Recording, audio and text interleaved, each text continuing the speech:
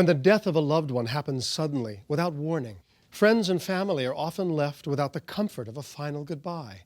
Well, the family in our next story experienced such a loss, but they also experienced a mysterious and miraculous event that would ultimately ease their pain and sorrow.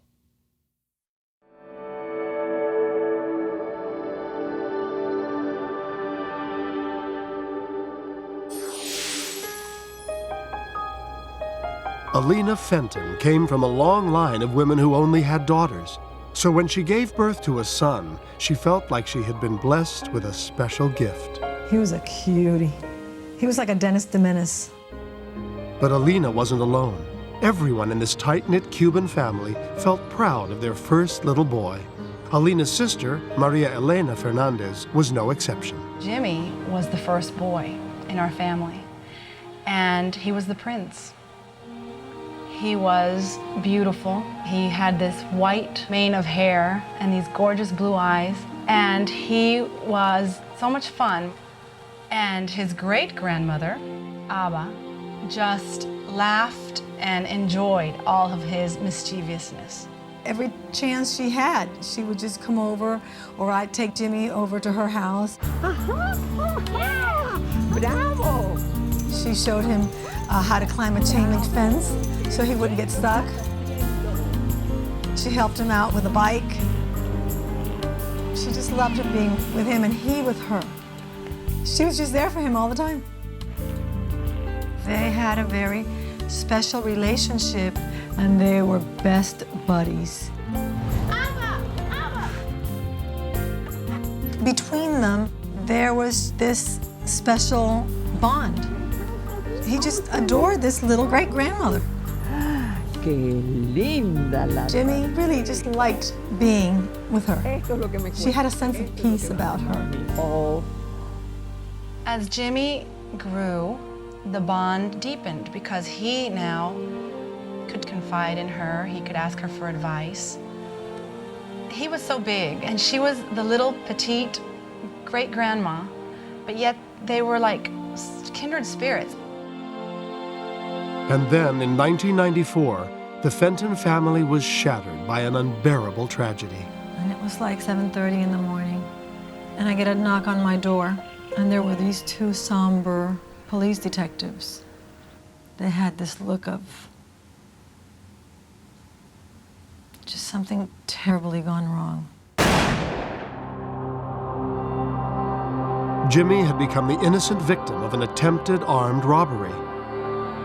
They told me that there had been a terrible accident the night before, that Jimmy had been shot and was dead. And my insides went just cold. You know, we were a family so blessed. At all our gatherings, we would thank God because we were blessed. And suddenly now, we had such a tragedy on our hands, and how were we going to deal with this? How were we going to cope? I couldn't bear to tell my grandmother that her prince was dead. So finally, I knelt down next to her chair, and she held my hand, and I said, "Something is wrong." And she said, "I know, Jimmy's dead. I know he's gone." She knew in her heart that he was gone. 5 years later, the family would face another loss when Magda Sanchez, the grandmother they called Abba, was diagnosed with terminal cancer. We knew it was just a matter of days, maybe a week. We all stayed with my grandmother at my mother's house. Sometimes I wanted to get so close to her and feel her warmth. I laid down next to her. Abby. Abby. Abby, cuando tú llegues al cielo. I would tell her, "Abba, when you get to heaven, Jimmy's gonna be there waiting for you." And I said, "He's gonna come and just hug you, and you give him a great big hug for me." She'd squeeze my hand. And I saw a tear running down her cheek. And that was the only tear she shed that week. To bring some happiness to Abba in her final days, Alina put together a book of memories her grandmother had collected during her lifetime. She had tons of pictures, and I started putting them in this photo album. And I came across this little teeny tiny Valentine's Day card, and on it was written Abba and signed Jimmy. So I thought, gee, look at this. This must have been written 20 years ago, and she has kept this little card. 1 week later, their beloved grandmother passed away.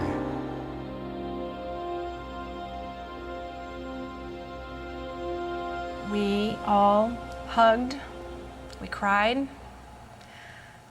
You know, she was 95. You never want to say goodbye. We had many friends and family attend the viewing, and when you walk into the chapel, you write your name in the book so the family knows that you came to pay your respects. As she was leaving the funeral parlor that evening, Alina's mother, Celia Rhodes, had an unsettling premonition about that book. We used to have a custom to stay overnight with our dead in the funeral place. And I wanted to stay, but they won't let me. And I said, but what about the book? The book is there. I want to put the book away. Leave it. Leave it here? Yeah, leave it. You sure? It'll be fine. And we all walked out together, and once outside, we said some more goodbyes and more hugs, and the funeral director locked the door.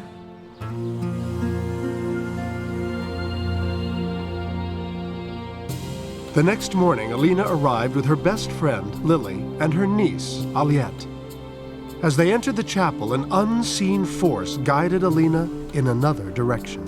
I don't know for what reason. Something compelled me to walk up to the book. And I see this writing, Jimmy Fenton, with a little cross next to it. I was speechless. I mean, my niece came up with me, and she looked at it, and we both looked at each other. Alina says, I hate to say this, but it's Jimmy's signature. You know, call me, you know, crazy or anything, but Jimmy was here after we left. You know, she also was in awe, speechless. We knew it was Jimmy's writing. Alina's best friend, Lily, wasn't completely convinced. Immediately I thought, well, it must have been somebody who wanted his presence felt here and just wanted everybody to know, well, he's also here. So I began to ask on my own, well, did you do it or did you do it? And asked a lot of people, and everybody said, no, of course not. You know, why would I do that? Alina goes to this friend of mine, and she asked her, Yvonne, were you the first person here? She said, yeah. Was anybody? No, they opened the room for me. I knew in my mind, when I saw the writing on the guest book, I knew I had just seen that a couple of days before on the little card, the little Valentine's card that Jimmy had written my grandmother. So I just couldn't wait to come home and compare them. Wait till you see this. And sure enough, when I put one next to the other, Look at the Jimmy. Look at the M and the Y. we just looked at each other. We knew it was Jimmy's writing. That's his signature. That's the way he wrote his name when he was little. And there are some papers that he wrote in high school that are written the same. Now look at Fenton. Look at the F, the E, N. It was his handwriting, and we take it as a sign. Jimmy's telling us, I heard you, I've got Abba, I've given her a hug, and we're okay. It means to me that he's here. I mean, I may not be able to see him or touch him or hug him, but he's here with us all the time. This inexplicable sign brought a sense of closure to Alina and her family, and with it, the knowledge that love can transcend space and time. I've always asked for a sign. I've always said, Jimmy, send me a sign. Send me a sign. I got it.